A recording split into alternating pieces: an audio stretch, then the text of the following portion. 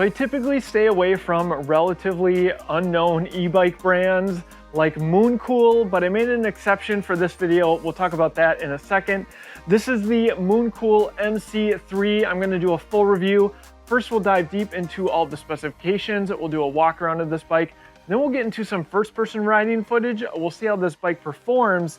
And finally, some third-person riding footage, give you some pros and cons if you're considering this electric bike. But first, let's take a closer look.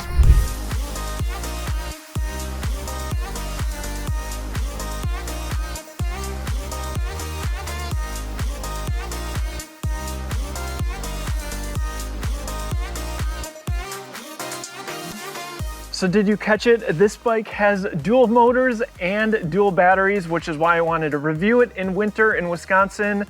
Though it doesn't really look like winter right now, it's 40 degrees. Yesterday it was 50 degrees. And one thing that's special about dual motor electric bikes is they're so much fun in the snow. I was gonna take it on the ice. Let me actually show you what it currently looks like. So there is literally open water. At this time last year, we were out ice skating. So unfortunately, no showing off just how these dual motors perform in snow. But what I will show you later in this video is the significant difference a second motor can make up a hill off-road. What also intrigued me about this bike is the price. The MC3 is priced at $13.99. And when MoonCool first got in touch about this electric bike, that included the second battery as well as the rear rack. Now at time of recording, it's going to be $165 to add that secondary battery, which is still a very reasonable cost for a battery. Usually they're between $400 and $600 depending on the brand. And then the rear rack is going to be an additional $75. Though you can check the links down in the description for current pricing as well as any discount codes we happen to have. And of course, your purchases also help support eBike Escape. So thank you so much for your support. I even polled the YouTube audience because I couldn't decide what frame style to get and colors. The high step comes in 4 different colors and the step through comes in this white as well as cyan. And even with the cooler high step colors, you guys still voted that I should review the step through.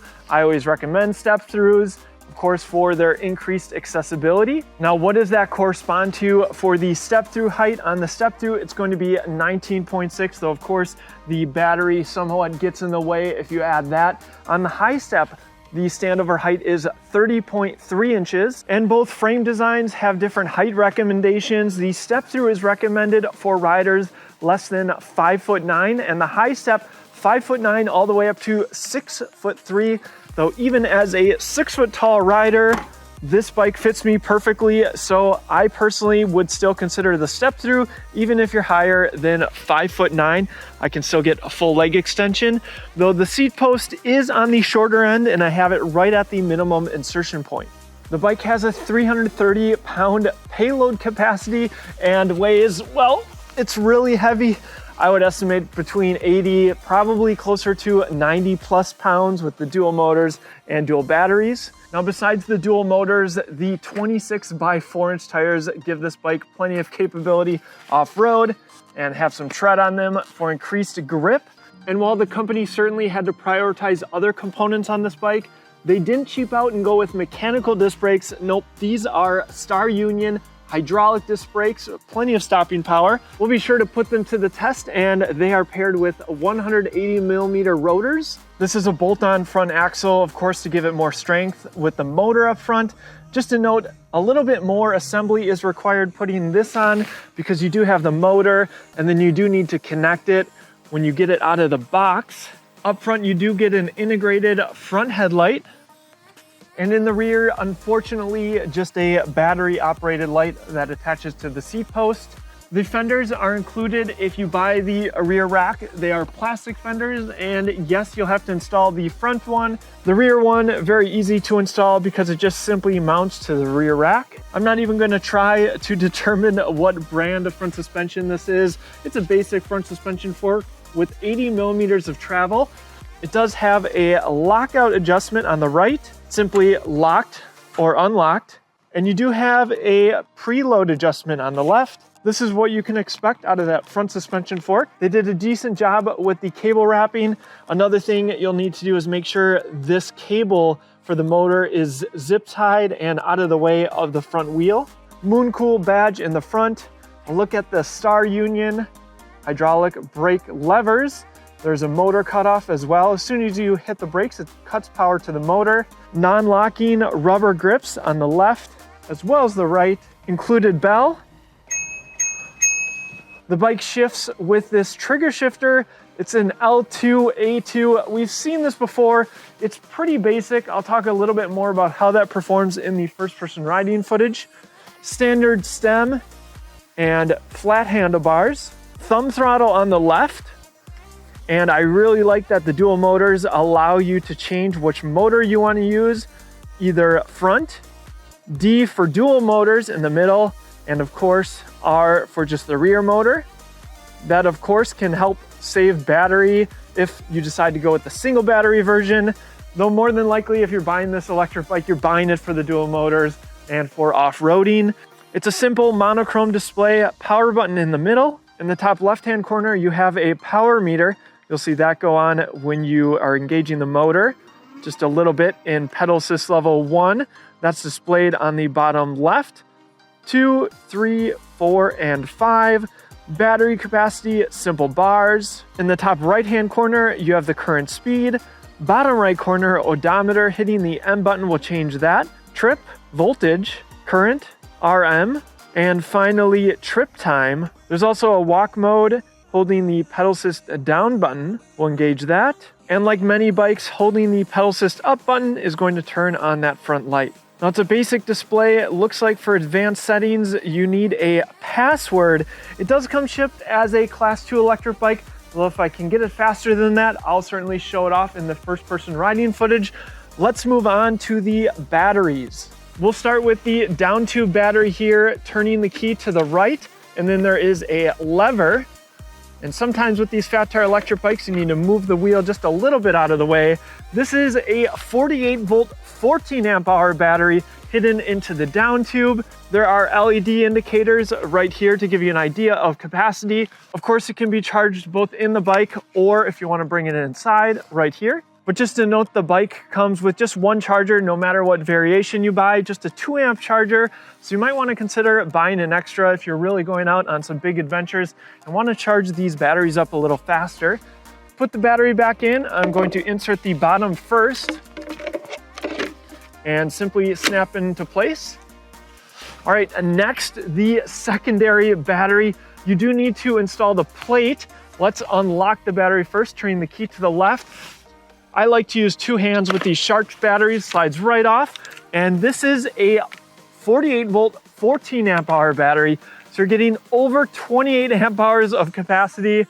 And this one too has LED lights right here. And of course you can charge it right here. This is the plate that comes with the secondary battery. It did ship separately as well. Very easy to install on what otherwise function as bottle cage bosses. Put the battery in, line it up, slide into place, turn the key, and you can pull it out. And then you have a plug that comes off of that mount and plugs in right here, super easy. And in here, that's gonna be all the electronics and the controller for this electric bike. Comes with simple metal pedals, kickstand located towards the rear. The seat is about average. Here's a look at the rear hydraulic disc brakes. Again, the rear rack is optional and also comes with its own battery operated light. If you're looking to haul some cargo, maybe you're looking for some other electric bike accessories, be sure to check out our own shop at shop.ebikeescape.com for some awesome high quality e-bike accessories. All right, for the motors, dual 500 watt motors. And the company says that they're peaking at 1300 watts. We're gonna put that to the test. The rear freewheel is 14 to 28 teeth. A matching L2, A2 rear derailleur. And again, this is a 7-speed. Like the front motor, there is a rear disconnect as well, and there is a chainstay protector to help prevent your chainstay from getting all nicked up. Up front is a 40 tooth front chainring, comes with a dual-sided plastic guard. The rear rack has a 25 kilogram capacity. That's everything you need to know spec-wise on the MC3 all-wheel drive. Let's get to the fun part and take this bike for a ride. All right, let's get into the first-person riding footage. Nice step-through design. And so we're gonna do a bunch of tests on this bike. So first off, I'm going to leave the bike as it comes shipped to you from MoonCool. We'll do a throttle-only test, and then we'll do some pedal assist tests, and then finally I will override it. And we're actually going to do a little bit of comparing between using one motor versus two motors, and then finally we'll take this up on our hill climb test and really see what this bike can do with both motors engaged. But first, throttle only, both motors, buttons in the middle, speedometer app by Coolnix on our cell phone mount. Here we go, 3, 2, 1, throttle only. Got the increased acceleration of both motors, and 18. MoonCool display is reading 19.4. And the GPS is reading 19 now. So it gets up to speed really fast with both motors engaged, but of course I can put it in rear drive only and throttle only. It's just going to get up to speed a little bit slower.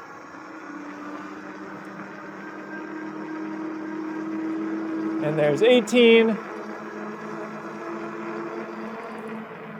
And I hear the motor kicking off. And of course you can do front motor only. There's not a huge difference between the two. It just feels like more of a push. I would personally recommend using rear wheel drive if you're going to be using just one motor. Let's go into the pedal assist levels. We'll go into pedal assist level 1 and we'll start from the stop. And by the way, the bike gives you full access to the throttle, whether you're in pedal assist level 1 or 5. In pedal assist level 0 or with it turned off, no access to the throttle though. All right, here we go. First gear, both motors engaged, and a bit of acceleration, and then it kind of stops. And that is because this bike is speed-based. So it gets you up to 10 miles an hour, and then you're not going to get any motor power after that unless you go into a higher pedal assist level. But I'm going to shift up for a second. There's third gears, and actually it is a basic trigger shifter, but it performs pretty good. So third gear, pedal assist level 1, 10 miles an hour, slower, leisurely cadence. Let's go ahead and go into pedal assist level 2. Again, we'll get up to, 13 miles an hour. It's going to stop there with it being speed-based. 12. All right, pedal assist level 3. Probably going to need to shift up here. Yeah. Fourth gear, looks like it's cutting off at 14, 15 miles an hour. Pedal assist level 4. Maybe shift up to fifth gear here. 16 miles an hour. And of course, pedal assist level 5, gonna give us full access to that motor. And I'm gonna shift up to sixth gear. And for the top speed of 20 miles per hour, it's well geared. I can shift up one more gear if I want to. We'll see what happens when I override the bike. And you can really feel that instant acceleration from both motors, especially if you slow down. Now keep in mind, the classification of an e-bike is a 750 watt motor. So if we're getting technical here, you would want to be riding with one motor. I really feel like this bike is tailored towards those that want to take it off-road, get access to the front motor as well for increased traction. So something to be aware of if you're considering this bike. There really is no sort of regulation that makes an e-bike with two motors legal. Let's test out these brakes right before the stop sign. We'll get up to 20 miles an hour or so. And yeah, no problem. These Star Union brakes perform just fine. All right, now we're going to go into the advanced settings. Hold pedal assist up and down at the same time. Do so at your own risk here. Type in the password, which is 9999. Hold the M button. That'll get you into the P settings. And we want to go up to P08. And we're going to change this from 32 to 45, I believe is going to be the top. Actually, we can go past that. All right, let me set it all the way to 100. Get out of these settings here. We've got both motors on. Let's see what it can do now. Throttle only. 5, 11, 15, 18, 19, 25, 26.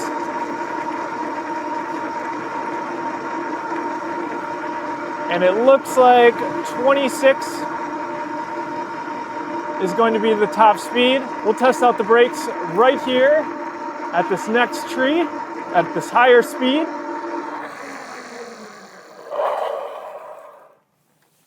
And yeah, no problem stopping with these hydraulic disc brakes.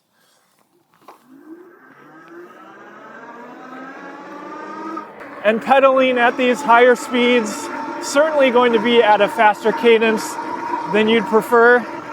If you can see my legs, it's really hard for me to provide human power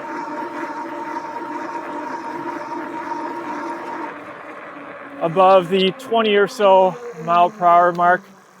Since this bike is best for off-road applications with its dual motors, I thought I would do a little one motor versus two motor test here. We'll see what happens. I'm gonna put it in rear wheel drive only, throttle only, goes down a little bit, and then this is an extremely steep grassy hill with lots of bumps. We'll test out the suspension too. Here we go. All right, here we go, getting to the bottom, and that one motor stopped right here. So you can see there's the road. We went down a little bit and only made it a little bit up the hill. So now let's go back and see what it does with both motors engaged. All right, we can see the line of where I got to before. Let's try this again. Both motors. And I think we stopped right about there. Here we go. Can we make it to the top? This is so steep. Angling just a little bit, but wow. There we go. If you didn't believe in dual motors before, this is just insane. And we got all the way up to the fence. So that is the difference between single and dual motors. We took it up a grassy hill, but how does it do on our hill climb test on the road? Let's get to that. Welcome to the hill climb test. This is the hill that I test out all the electric bikes that I review on the channel. First test will be throttle alone. We'll put a picture on the screen because the hill looks so much smaller on the GoPro. We'll also throw the specs up there. And I have no doubt that this bike is going to make it up on throttle alone, but what will the minimum speed be? All right, hill's really starting now. 23, 22.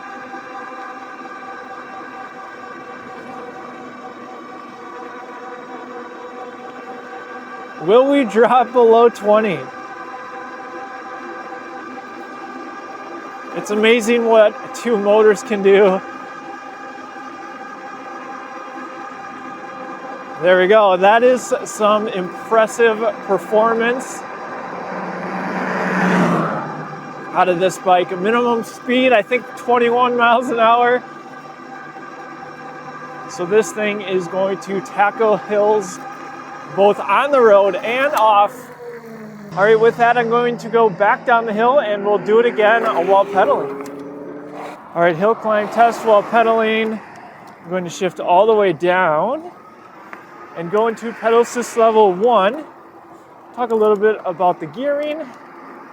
Say if you wanted to conserve battery, though you probably don't need to with the dual batteries.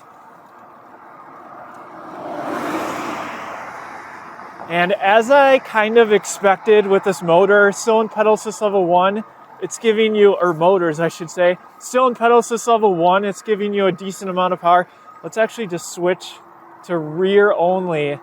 And even in that, I can go at 9, 10 miles an hour, very leisurely cadence, not putting in much effort at all. to get up this hill. I'm going to switch back to dual. Let's go into pedal assist level 2, and we're only going to get more power from both motors. There's second gear, still a very easy cadence. Again, this is using a cadence sensor, which means as long as I'm pedaling, the motors are going to engage. Pedal assist level 3, feel it more there. Going to shift up to third gear, maybe even fourth. Going to about 14, 15. Let's go into pedal assist level 4.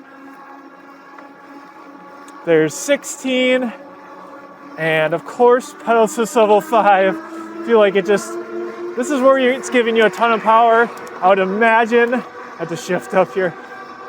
I imagine that is because the bike is overridden. It's just giving you all the power to the motors, at least when you're pedaling in pedal assist level 5, because there's a significant difference. And of course, it's not cutting you off at 20 miles an hour.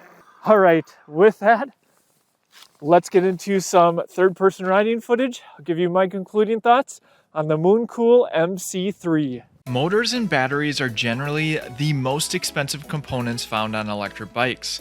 So you can imagine my surprise when MoonCool shared with me this $1,400 dual motor, dual battery electric bike. Having ridden several dual motor electric bikes, I just had to check this one out. Now prices fluctuate, and the current price is around $1,565, as you have to pay $165 for the extra battery, and add $75 to that if you want the fenders and the rear rack.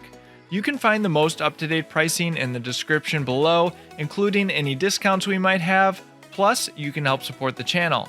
I've reviewed Uniro's Defender S, a fun e-bike in its own right with powerful motors and dual suspension, but it starts at $2,900, and that's only for the single battery. Even their more affordable fat all-wheel drive is $17.99, but lacks many of the nice features with the MoonCool, and again only comes with one battery.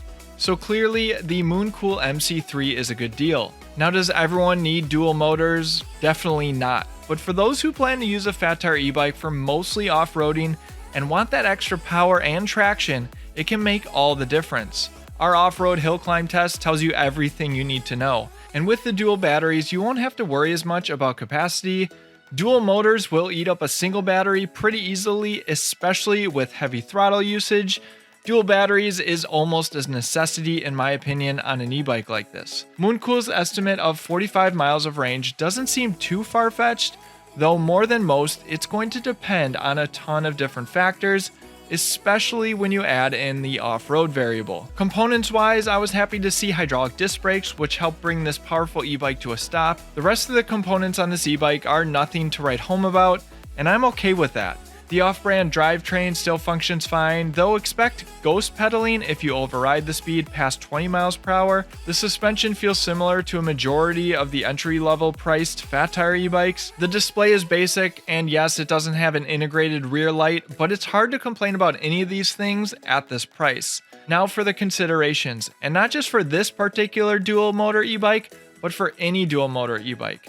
This thing is heavy, so it's best suited for more confident riders. The additional weight in the front wheel with the motor affects steering, but not anything that in my experience you can't get used to.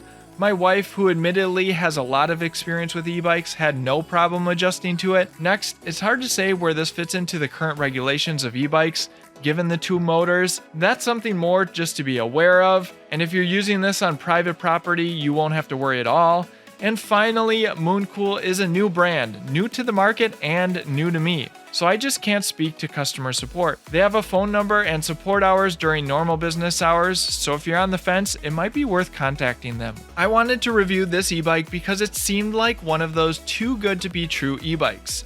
Plus, dual motor e-bikes are just plain fun, add in the battery capacity, and I couldn't say no. But this e-bike delivered exactly as promised, and I had no issues. If affordable and dual motor are key things you're looking for in your next e-bike, then it's hard not to consider the MoonCool MC3. Dual batteries is just icing on the cake, and if you plan to buy one, you can use our link in the description, which helps us out. Thanks for your support. I want to hear from you in the comment section. Is dual motors a compelling feature to you? Are there other e-bikes you're considering that compete with this one? Thanks for watching, and I'll see you in the next one.